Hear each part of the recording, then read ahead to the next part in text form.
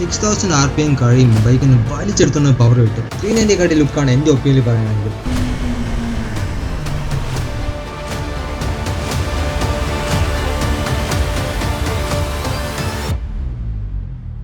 Gen 3 Duke 250 വരുന്നത് ഒരു 249cc എഞ്ചിനാണ് ഈ ബൈക്കിൽ വരുന്നത്. ഇത് പ്രൊഡ്യൂസ് ചെയ്യുന്നത് 31 ഹോഴ്സ് പവർ 25 Nm ടോർക്കാണ്. 10,000 RPM റെഡ് ലൈൻ വരും. പിന്നെ പഴയ ജെൻ 250 എഞ്ചിൻ നോക്കുമ്പോൾ അതിലൊരു ഡ്യുവൽ ഓവർഹെഡ് ക്യാം ഷാഫ്റ്റ്, ഇതിൽ single overhead camshaft. Technology wise ഒരു ഡൗൺഗ്രേഡ് ആണ്, കാരണം കോംപ്ലക്സിറ്റി കുറച്ച എഞ്ചിനാണ്. അതെങ്ങനെ ഈ ബൈക്കിൻ്റെ പെർഫോമൻസിനെ അഫക്റ്റ് ചെയ്തു, കൂടിയോ കുറഞ്ഞോ, എങ്ങനെ മാറ്റം വരുത്തി നമുക്ക് നോക്കാം.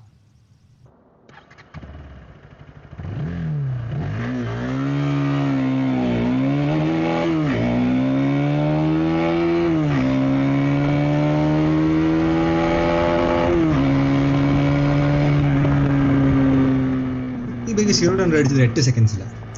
ബൈക്കിൻ്റെ എഞ്ചിൻ പവർ വരുന്നത് 6000 RPM താഴെ വലിയ പവറൊന്നുമില്ല. 6000 RPM കഴിയുമ്പോൾ ബൈക്കിന് വലിച്ചെടുത്തുന്ന പവർ കിട്ടും. അത് നന്നായിട്ട് ഫീൽ ചെയ്യാം പവർ വരുന്നത്. ആ റെഡ് ലൈൻ അടിക്കുന്നവർ ആ പവർ അതേപോലെ നിൽക്കും. നമ്മളൊരു സ്പോർട്സ് ബൈക്ക് ഇഷ്ടപ്പെടുന്ന ആളാണെങ്കിൽ ആ പവർ ചാർജ് നമുക്ക് എന്തായാലും എൻജോയ് ചെയ്യും. അത് നന്നായിട്ട് ഫീലും ചെയ്യും. പിന്നെ ഞാൻ പറഞ്ഞായിരുന്നല്ലോ ബൈക്കിൻ്റെ എഞ്ചിൻ ഡൗൺഗ്രേഡ് ചെയ്തെന്ന്. സാധാരണ ഇതിൻ്റെ പവർ കുറയേണ്ടതാണ്. ബട്ട് KTM കംപ്രഷൻ റേഷ്യോ കൂട്ടി 30 ഹോഴ്സ് പവർ 31 ഹോഴ്സ് പവർ ആക്കിയിട്ടുണ്ട് ഈ പുതിയ എഞ്ചിനിൽ. അതാണ് എഞ്ചിൻ്റെ പ്രത്യേകത. ബൈക്കിൻ്റെ സീറ്റ് ഹൈറ്റ് വരുന്ന 800 mm ആണ്. എനിക്ക് ഈസി ആയിട്ട് ഫ്ലാറ്റ് ഫുട്ട് ചെയ്യാൻ പറ്റും. പിന്നെ റൈഡിങ് പൊസിഷൻ വരുന്ന കുറച്ച് ലീൻ ഫോർവേഡ്, ലെഗ് വരുമ്പോൾ നല്ല ബെൻഡുണ്ട്. മൊത്തത്തോടെ നോക്കുകയാണെങ്കിൽ സ്പോർട്ടി റൈഡിങ് പൊസിഷനാണ്. എനിക്ക് അത്യാവശ്യം കംഫർട്ടബിൾ ആയിട്ടാണ് എനിക്ക് തോന്നിയത്. ലെഗ് കുറച്ച് ബെൻഡ് മാത്രമേ പ്രശ്നമുള്ളൂ. പിന്നെ പറയുകയാണെങ്കിൽ ബൈക്കിൻ്റെ ടാങ്കാണ്, വളരെ നാരോ ടാങ്ക്, നമുക്ക് ഈസി ആയിട്ട് ഹഗ് ചെയ്ത് ഒട്ടിക്കാൻ പറ്റും. നമുക്ക് കോർണർ എടുക്കാനൊക്കെ ഈസിയാണ്. നമ്മളൊരു ബൈക്ക് മേടിക്കുമ്പോൾ ബൈക്കിൻ്റെ പെർഫോമൻസ് മാത്രമല്ല നോക്കുന്നത്, ലുക്കും അത്ര ഇമ്പോർട്ടൻ്റാണ്. കാരണം നമ്മുടെ ബൈക്ക് നമുക്ക് കാണുമ്പോൾ സന്തോഷം തോന്നണം. ലുക്സിൻ്റെ കാര്യം പറയുകയാണെങ്കിൽ ഡ്യൂക്ക് 350 ലുക്കാണ് എൻ്റെ ഒപ്പീനിയൻ പറയുകയാണെങ്കിൽ. ഈ 390 വരുന്ന സെയിം പാർട്സാണ് ഡ്യൂക്ക് 350 വരുന്നത്. ടയർ സെയിം ആണ്, സബ് ഫ്രെയിം സെയിം ആണ്, ഫ്രെയിം സെയിം ആണ്, ടാങ്ക് സെയിം ആണ്. ബട്ട് ടാങ്കിൽ വരുന്നൊരു എക്സ്റ്റൻഷൻ ഉണ്ട്. ഇത് 250 നന്നായിട്ട് ചെയ്യുന്നത്. 350 ഒരു വൃത്തിയായിട്ടാണ് എനിക്ക് തോന്നിയിട്ടുള്ളത്. ബൈക്കിൻ്റെ ക്വാളിറ്റി വെച്ച് പറയുകയാണെങ്കിൽ ബൈക്കിൻ്റെ പെയിൻറ്റ് ക്വാളിറ്റിക്ക് അത്യാവശ്യം നല്ല ഫിനിഷുള്ള പെയിൻറ്റിംഗ് ആണ് വരുന്നത്. ബൈക്കിൻ്റെ പ്ലാസ്റ്റിക് ക്വാളിറ്റി നല്ല ക്വാളിറ്റി പ്ലാസ്റ്റിക്കാണ് ബൈക്കിൽ യൂസ് ചെയ്യുന്നത്. ബൈക്കിൻ്റെ സ്വിച്ചസ് ആയാലും എല്ലാം നല്ല ഫീലൊക്കെയാണ് തരുന്നത്. വയറിങ്ങൊക്കെ നല്ല രീതിയിൽ ഹൈഡ് ചെയ്തിട്ടുണ്ട്. ബൈക്കിൻ്റെ ക്വാളിറ്റി എനിക്ക് ഭയങ്കര ഇഷ്ടപ്പെട്ടു. അതിനകത്ത് ഒരു കോംപ്രമൈസും ഇല്ല. ഈ ബൈക്കിൽ വരുന്ന ബ്രൈബ്രിയിലെ 320 mm ഡിസ്ക്കാണ്. പിന്നെ 4 piston കാലിപ്പുറ. ഫ്രണ്ടിൽ വരുന്ന പാഡ് ഓർഗാനിക്, റിയറിൽ വരുന്ന 240 mm ഡിസ്ക്കും ഓർഗാനിക് പാഡ്സാണ്. നമുക്ക് ഈ ബൈക്കിൻ്റെ ബ്രേക്കിംഗ് പെർഫോമൻസ് എങ്ങനെയാണെന്ന് നോക്കി നോക്കാം. ബ്രേക്കിംഗ് പെർഫോമൻസ് നമുക്ക് ഡീസൻറ്റ് പെർഫോമൻസ് കിട്ടുന്നുണ്ട്. ബട്ട് എനിക്ക് ഇപ്പോഴും മനസ്സിലാത്ത കാര്യം, എന്തുകൊണ്ട് ഇത്രയും പെർഫോമൻസ് ഉള്ള ബൈക്കിന് KTM ഓർഗാനിക് പാഡ് കൊടുത്തു. കാരണം ഓർഗാനിക് പാഡ് കൊടുത്തു കാരണമാണ് ഇത് ഡീസൻ്റ് എന്ന് ഞാൻ പറഞ്ഞത്. അത് കുറച്ച് അഫക്റ്റ് ചെയ്തിട്ടുണ്ട് പെർഫോമൻസിന്. അങ്ങനെയൊക്കെ നോക്കാം. ബൈക്കിൻ്റെ ബ്രേക്കിംഗ് മോശമെന്നല്ല ഞാൻ പറഞ്ഞു വരുന്നത്. ഈ ബൈക്കിൽ കൊടുത്തിരിക്കുന്ന ഓർഗാനിക് പാഡ് അത് കാരണം കോസ്റ്റ് കട്ടിങ്ങിൻ്റെ ഭാഗമായിട്ടാണ് കൊടുത്തിട്ടുള്ളത്. ഓർഗാനിക് പാഡിൻ്റെ പ്രശ്നം ബൈക്കിൻ്റെ ഇനിഷ്യൽ ബൈറ്റ് കിട്ടത്തില്ല, പെട്ടെന്ന് നിൽക്കത്തില്ല. എമർജൻസി കേസിലൊക്കെ അത്ര യൂസ്ഫുൾ അല്ല. നിങ്ങൾ ഈ ബ്രേക്കിംഗ് കണ്ടു നോക്കൂ.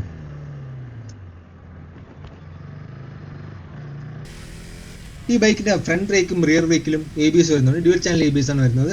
KTM ഇതിൽ ഫീച്ചർ കൊടുത്തിട്ടുണ്ട്, സൂപ്പർ മോട്ടോ മോഡ്. നമുക്ക് മെനു പോയിട്ട് റിയർ ABS ഓഫ് ചെയ്യാൻ പറ്റും. അതുകൊണ്ട് തന്നെ ബാക്ക് ബ്രേക്ക് ലോക്ക് ചെയ്യാൻ പറ്റും, ബൈക്കിനെ സ്ലൈഡ് ചെയ്ത് കളിക്കാൻ പറ്റും. റിയർ ബ്രേക്ക് സ്ലൈഡ് ചെയ്ത് നമുക്ക് കളിക്കാൻ പറ്റും. അതാണ് സൂപ്പർ മോട്ടോ മോഡ് ബൈക്കിൽ വരുന്നത്.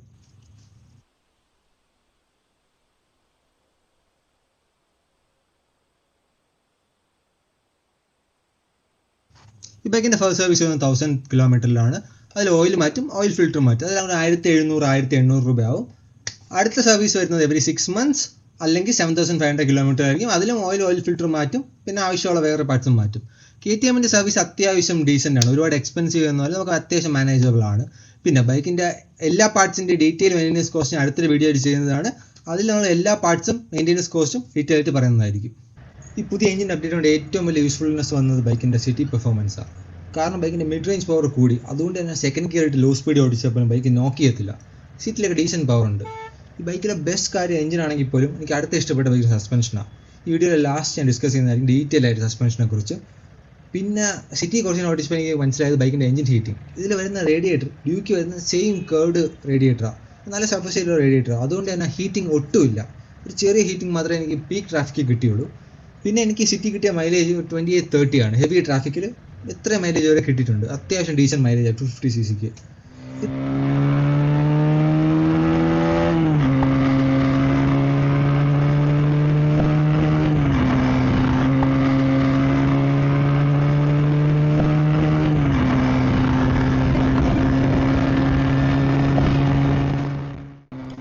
ഈ ബൈക്കിൽ അടുത്തടുത്ത് പറയുന്ന കാര്യം ബൈക്കിൻ്റെ എഞ്ചിൻ വൈബ്രേഷൻ ആണ്. ഈ ബൈക്കിൽ ടിപ്പിക്കൽ KTM വൈബ്രേഷൻ ഉണ്ടെങ്കിൽ പോലും നമുക്ക് ഒരിക്കലും ഒരു ബുദ്ധിമുട്ടുണ്ടാക്കുന്ന വൈബ്രേഷൻ അല്ല ഈ ബൈക്കിലുള്ളത്. ബൈക്കിൽ ഏറ്റവും കൂടുതൽ വൈബ്രേഷൻ കിട്ടുന്ന ബൈക്കിൻ്റെ ടാങ്കിലാണ്, പിന്നെ വൈബ്രേഷൻ ഉള്ളത് ബൈക്കിൻ്റെ ഫുട് പാക്കിലാണ്. ഹാൻഡിൽ ബാറിൽ നിന്ന് ഒട്ടും വൈബ്രേഷൻ ഇല്ല. അതുകൊണ്ട് തന്നെ ഹൈവേയിൽ 100 ഈസിയായി നമുക്ക് ക്രൂസ് ചെയ്യാൻ പറ്റും. ഒരു സിംഗിൾ സിലിണ്ടർ ആയ ഒരു വൈബ്രേഷൻ ഉണ്ട്, എന്നാലും ബൈക്ക് സ്മൂത്ത് എന്ന് ഞാൻ പറയും. ഒരു KTM വെച്ച് നോക്കുമ്പോൾ അത്യാവശ്യം സ്മൂത്താണ് ഈ ബൈക്ക്. പിന്നെ ഹൈവേയിൽ നമുക്ക് അത്യാവശ്യം മൈലേജ് കിട്ടും. 35 നമുക്ക് മര്യാദയ്ക്ക് ഓടിച്ചാൽ 35 എന്തായാലും കിട്ടും. അതേപോലെ ടൂറിങ്ങിനായാലും നല്ല റേഞ്ച് കിട്ടും. ബൈക്കിന് 15 ലിറ്റർ ടാങ്കാണ് വരുന്നത്. അതുകൊണ്ട് തന്നെ അത്യാവശ്യം മൈലേജും ടാങ്ക് റേഞ്ചും ഉള്ളതുകൊണ്ട് നല്ലൊരു ടൂറിങ് ബൈക്കാണിത്. ഈ ബൈക്കിലെ ഗിയർ ഷിഫ്റ്റിംഗ് വരുന്നത് gear box butter smooth gear ബോക്സാണ്. അപ്പ് ഷിഫ്റ്റ് ആവട്ടെ ഡൗൺ ഷിഫ്റ്റ് ആവട്ടെ ഏത് RPM ആവട്ടെ ബൈക്കിൻ്റെ ഗിയർ ബോക്സ് നല്ല സ്മൂത്താണ്. ഇതിൽ up and down kick shift വരുന്നുണ്ട്. ഡൗൺ ഷിഫ്റ്റ് നല്ല സ്മൂത്താണ്. അപ്പ് ഷിഫ്റ്റ് ലോവർ RPM അത്ര സ്മൂത്ത് അല്ലെങ്കിലും ഹയർ റെബ്സിൽ നല്ല സ്മൂത്താണ്. ഗിയർ ബോക്സ് ഒക്കെ എനിക്ക് നല്ല ഇഷ്ടപ്പെട്ടു. നല്ല ഗിയർ ബോക്സാണ്. അടുത്ത പറയാനുള്ള ബൈക്കിൻ്റെ ഹെഡ്ലൈറ്റിനെ കുറിച്ചാണ്. ഇപ്പോൾ ഇട്ടിരിക്കുന്ന ലോബിയുമാണ്. അത്യാവശ്യം വൈഡുമാണ്, നല്ല ത്രോയും ഉണ്ട്. അത്യാവശ്യം നല്ല ഹെഡ്ലൈറ്റ് ഇതിൽ വരുന്ന സ്റ്റോക്ക് സെറ്റപ്പിൽ തന്നെ. നമുക്ക് ഹൈവേയും ഇട്ട് നോക്കാം. ഹൈവേ ഇടുമ്പോൾ ത്രോ കുറച്ചും കൂടെ കൂടുന്നുണ്ട്. എനിക്ക് ഹൈവേയിലൊക്കെ അത്യാവശ്യം നല്ല വിസിബിലിറ്റി കിട്ടുന്നുണ്ട്. ടൂറിങ്ങിന് പോകുമ്പോൾ ഫോഗ് ലാമ്പിൻ്റെ ആവശ്യമുണ്ടെന്ന് എനിക്ക് തോന്നുന്നില്ല. അടുത്ത ഞാൻ പറയാൻ പോകുന്നത് എനിക്ക് ബൈക്കിൽ ഏറ്റവും ഇഷ്ടപ്പെട്ട കാര്യം ബൈക്കിൻ്റെ സസ്പെൻഷൻ. ഇതിലെ സസ്പെൻഷൻ നമ്മുടെ ഇന്ത്യൻ റോഡ്സിന് വേണ്ടി കറക്റ്റ് ടൂണിംഗ് ആണ് വന്നിരിക്കുന്നത്. ഇന്ത്യൻ റോഡ്സിലെ സ്പോർട്സ് റൈഡിങ്ങിന് പറ്റിയൊരു ടൂണിംഗ് ആണ് വന്നിരിക്കുന്നത്. കാരണം ഞാൻ റോഡിലെ ചെറിയ കുണ്ടും കുഴിയും എല്ലാം നല്ല രീതിയിൽ അബ്സോർബ് ചെയ്യുന്നുണ്ട്. പ്രശ്നം വരുന്ന മാത്രം വലിയ കട്ടർ വരുമ്പോൾ മാത്രമേ ചെറിയൊരു സ്റ്റിഫ്നെസ് ഫീൽ ചെയ്യുന്നു.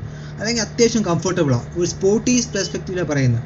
ഇപ്പോഴും ഒരു ഭയങ്കര കംഫർട്ടബിൾ ഒരു ഓഫ് റോഡ് ബൈക്ക് സസ്പെൻഷൻ അല്ല, ഒരു സ്പോർട്സ് ബൈക്കാണ്. സ്റ്റിൽ ബൈക്കിൻ്റെ സസ്പെൻഷൻ അത്യാവശ്യം കുട്ടും കുഴിയൊക്കെ അബ്സോർബ് ചെയ്യുന്നുണ്ട്. എനിക്ക് ഭയങ്കര ഇഷ്ടപ്പെട്ടു. പിന്നെ ഈ ബൈക്കിലെ ഫ്രണ്ട് സസ്പെൻഷൻ വരുന്നത് ഒരു 43mm WP suspension, upside down സെറ്റപ്പാണ്. റിയർ വരുന്ന ഒരു മോണോഷോക്കാണ്, അതും WP എന്നാണ് വരുന്നത്.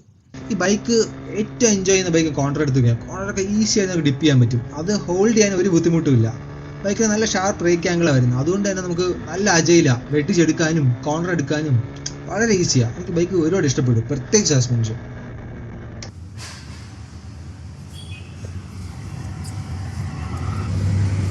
ഇതാണ് ബൈക്കിൻ്റെ ഒരു കോക്ക്പിറ്റ് വ്യൂ വരുന്നത്. കീ വരുന്ന ടാങ്കിൻ്റെ ഫ്രണ്ടിലാണ് വരുന്നത്.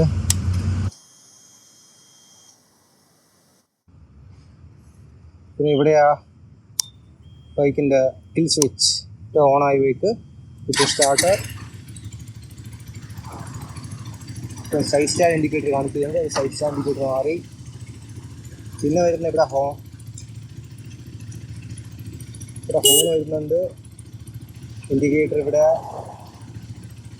പിന്നെ ഇവിടെയാണ് ബൈക്കിൻ്റെ വാർണിംഗ് ലൈറ്റ് വരുന്നത്. പിന്നെ ബൈക്കിൻ്റെ ഹെഡ് ലൈറ്റ് ഒക്കെ വരുന്നത് ഇവിടെ ഫ്രണ്ടിലോട്ടാക്കിയ ഹൈ ബീം, പിന്നെ ആക്കിയ നോർമൽ ലൈറ്റ്, താഴോട്ട് വയ്ക്കുക ഡബിൾ പ്രസ് വരും. പിന്നെ മിറർ കുറച്ച് ലൂസായിരിക്കുന്നു, അതാണ് പ്രശ്നം. പിന്നെ ബൈക്കിൻ്റെ മെനു വരുമ്പം ഫസ്റ്റ് വെക്കത്തെ മെനു ലാപ്പ് ടൈമറാണ്. ഇവിടെ കൺട്രോൾസ് ഉണ്ട്. അപ്പ് ഡൗൺ ഉണ്ട്, ബാക്ക് ഉണ്ട്. എൻ്റർ ചെയ്യണമെങ്കിൽ എടുത്ത് റൈറ്റ് ബട്ടൺ പ്രസ് ചെയ്യാം. Down lap timer. പിന്നെ വരുന്ന മോട്ടോർ സൈക്കിൾ, അതിൽ റൈറ്റ് മോഡുണ്ട്. ഇപ്പോൾ കിടക്കുന്ന ട്രാക്കില്ല, നമുക്ക് സ്ട്രീറ്റിലോട്ടാക്കാൻ പറ്റും. Track mode, street mode. പിന്നെ വരുന്ന ABS, അതിൽ റോഡ് ABS അല്ലെങ്കിൽ സൂപ്പർ മോട്ടോ വരുമ്പോൾ ബൈക്കിൻ്റെ റിയർ ABS കട്ടാവും. പിന്നെ വരുമ്പം ബൈക്കിൻ്റെ coolant temperature, fuel range, battery voltage, odo, Bluetooth connectivity എല്ലാം ഉണ്ട്. അത് യൂസ് ചെയ്തില്ല. പിന്നെ കിക്ക് ഷിഫ്റ്റ് ഉണ്ട് ബൈക്കിന്. കിക്ക് ഷിഫ്റ്റ് ഓഫ് ഓൺ ആക്കാൻ പറ്റും നമുക്ക്. ഷിഫ്റ്റ് ലൈറ്റ്, RPM ലൈറ്റ് വേണോ വേണ്ടയോ, ഇതൊക്കെയാണ് ബൈക്കിൻ്റെ ഡാഷിൽ വരുന്നത്. അതാണ് ഡാഷ്. പിന്നെ പറയാനുള്ള, നിങ്ങളൊരു സ്കൂട്ടറിൽ നിന്നോ ഒരു 100cc കമ്മ്യൂട്ടർ ബൈക്കിൽ നിന്നോ അപ്ഗ്രേഡ് ചെയ്യുന്ന വരുന്നെങ്കിൽ ഈ ബൈക്ക് എന്തായാലും ഇഷ്ടപ്പെടും. സ്പോർട്സ് ബൈക്കാണ്, അത് മനസ്സിൽ കണ്ട് മാത്രം മേടിക്കുക. അല്ലാത്തവർക്ക് വേറെ 250cc ഒരുപാടുണ്ട്, FC ഉണ്ട്, കുറേ ബൈക്കുണ്ട്. സ്പോർട്സ് ബൈക്ക് ഇഷ്ടപ്പെടുന്നു, ഒരു ഡ്യൂക്ക് വേണം, ഒരു KTM വേണം, ഇത് റൈറ്റ് ബൈക്ക്. എനിക്ക് ബൈക്ക് ഒരുപാട് ഇഷ്ടപ്പെട്ടു. നിങ്ങൾക്ക് ഇഷ്ടപ്പെടുന്നെങ്കിൽ എന്തായാലും മേടിക്കുക. നിങ്ങളുടെ ഡ്യൂക്കിനെ കുറിച്ച് ഒപ്പീനിയൻ കമൻറ്റിൽ പറയുക. പിന്നെ ഈ വീഡിയോ എങ്ങനെയുണ്ടെന്നും പറയുക, ലൈക്ക് ചെയ്യുക, സബ്സ്ക്രൈബ് ചെയ്യുക.